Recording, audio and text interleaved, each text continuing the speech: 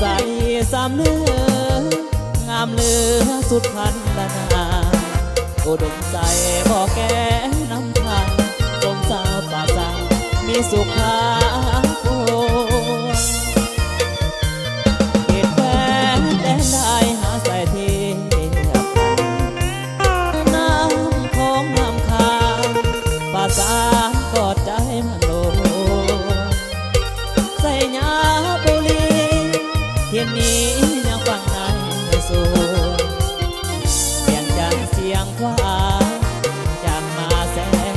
วันคืนนั้นราตรีเสือสันเวียงจันทร์นครหลวง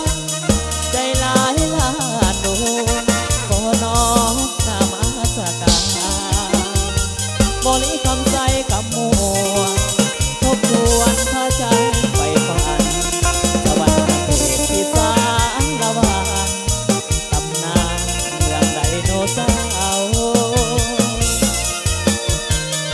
จำปาเบ่งขาวสาวหลังโอพี่น้องคิดฮอเสคอนวลน้องงามแท้นอเจ้า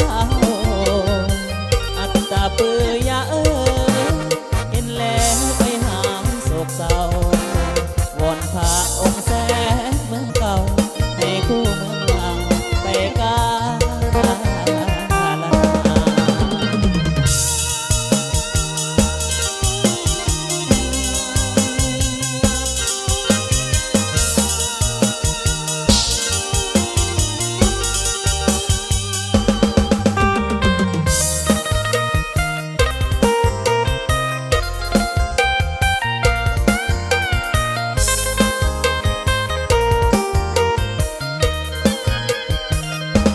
ราตรีเสือ